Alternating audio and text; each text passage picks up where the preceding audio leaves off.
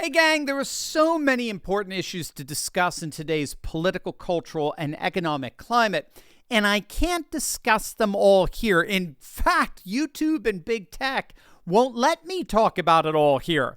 And that's why I have exclusive, uncensored live streams on Monday nights to cover everything. On Monday nights, I share all my thoughts and answer your questions in an in-depth, casual format that prepares you for this upcoming election with the truth. Today, I want to show you a quick clip from a recent stream that I hope will help you think clearly about these important issues, as well as encourage you to join our movement. Join an upcoming exclusive live stream, and I'll answer your questions by clicking the link in the description below and joining our community of courageous patriots building a parallel economy. I look forward to seeing you over there. Elizabeth Mulgrew says Russell Brand had Dave Martin on his show, and Martin said that the evil agenda of the Davos crowd started 8,000 years ago. He said it twice. Do you know what he meant? Well, I don't. I'm not privy to what he was saying there with Russell Brand. I'm assuming he's talking about the Tower of Babel. That's what I'm assuming. So in that the WEF is globalist. It's a one-size-fits-all system for all people's times and places. They put themselves in the place of God. And they're trying to basically centralize control over the world. Very similar to what Babel is. Jordan Peterson has used Babel as a metaphor for as a theological paradigm for globalism and the WEF before. So that might be what he's talking about there. What happened with Russell Brand after all that? I feel like there was so much drama and then nothing happened. It's kind of cooled down. I don't know. I don't know. I did a video on the British government's attempt to shut down his channel on YouTube and on Rumble, and how Rumble, told them, no, we don't do that. So I don't know. I haven't followed up with any, or I haven't heard any follow up about the charges against him.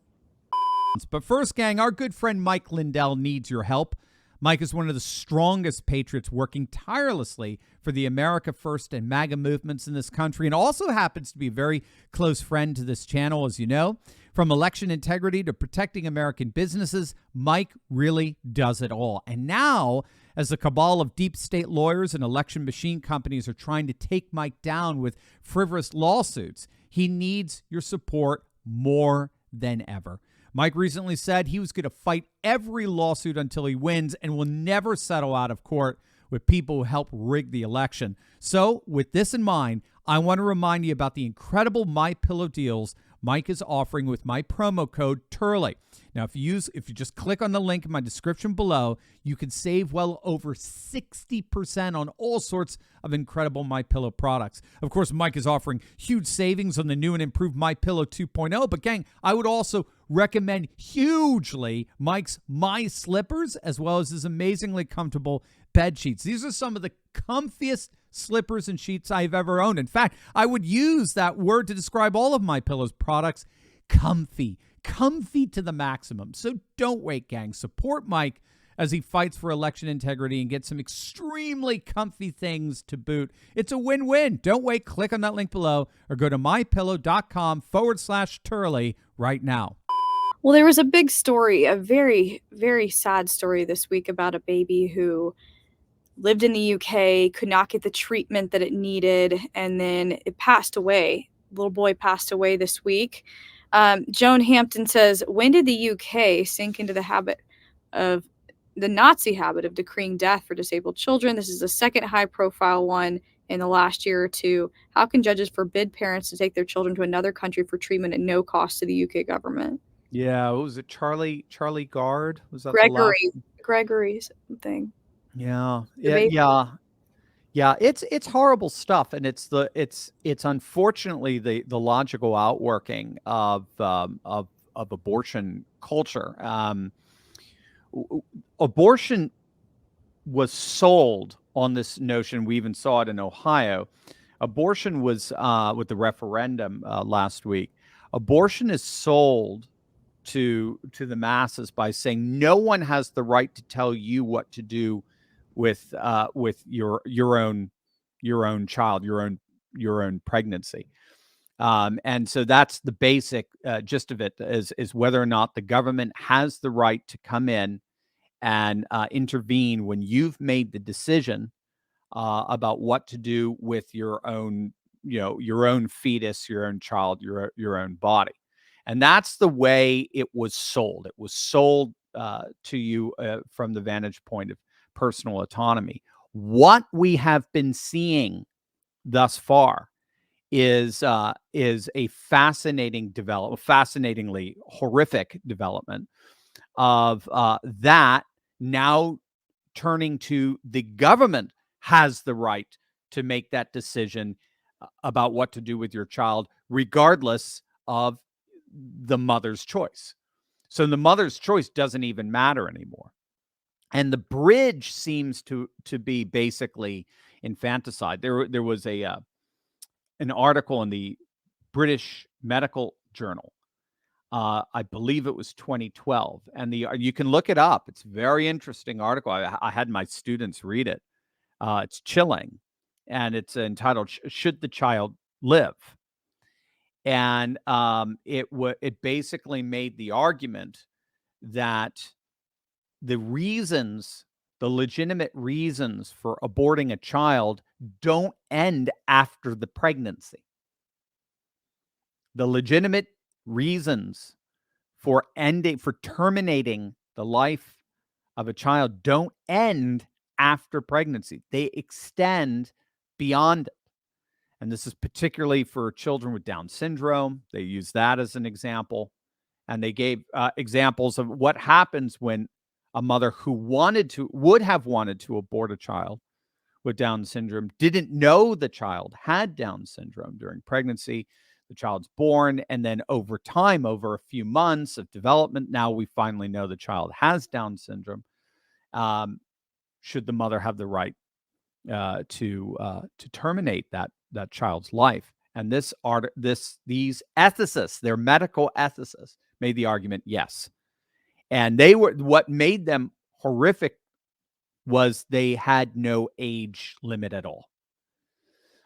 So I think it was Peter Singer of Princeton University made the argument that a child should be able to be terminated, its life terminated up to about the age of 2.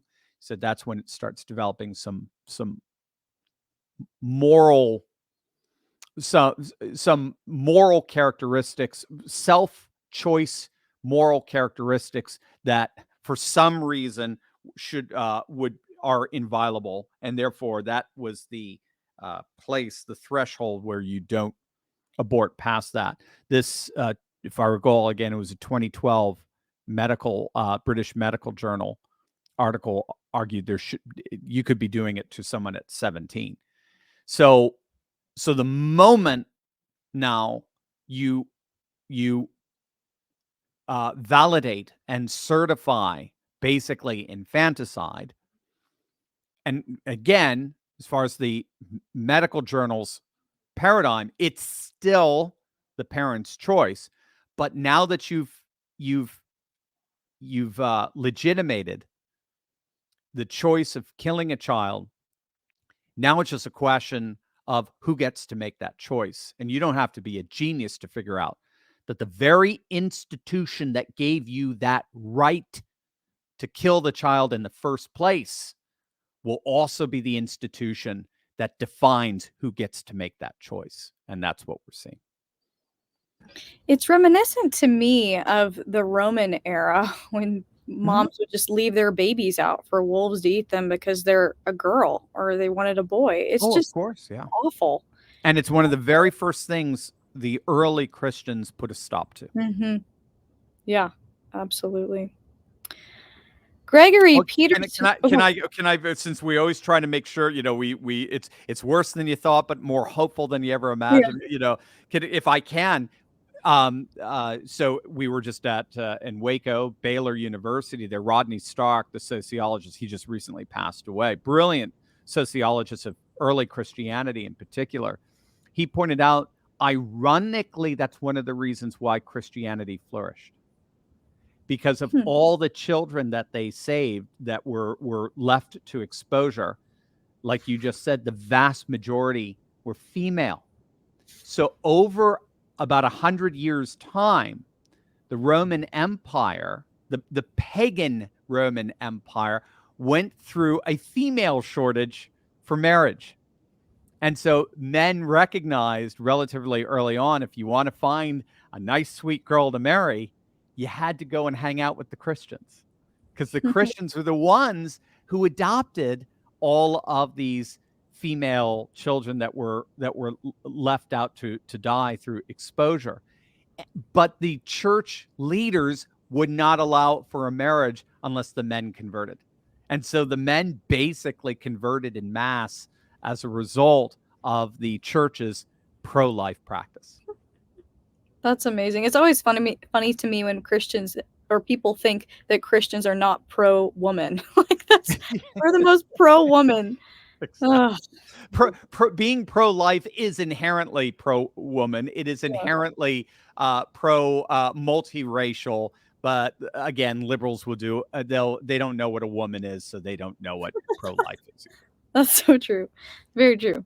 I hope you enjoyed that clip of my Monday night Insiders Club live stream. Join us live next week by clicking on the link in the description below and joining the coalition of patriots worldwide building a parallel economy to return to our roots of faith, family, and freedom. Click below right now.